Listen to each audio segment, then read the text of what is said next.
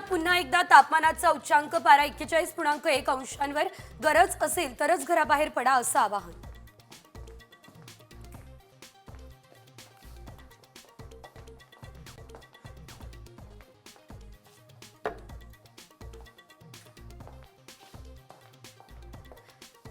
सोन्याच्या दरात आतापर्यंतची उच्चांकी वाढ. सोनं 91,000 रुपये पार.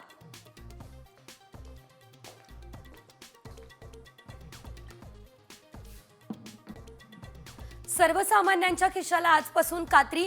गाय आणि म्हशीच्या दूध दरात 2 रुपयांची वाढ.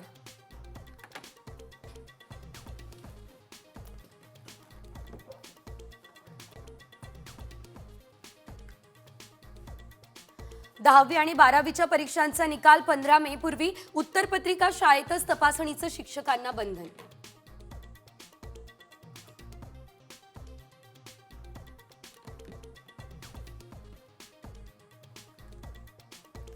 करुणा शर्मांची धनंजय मुंडेंविरोधात खोट्या माहितीची तक्रार. परळीच्या न्यायालयात आज सुनावणी, तर न्यायालयाच्या निर्णयाकडे सर्वांचं लक्ष.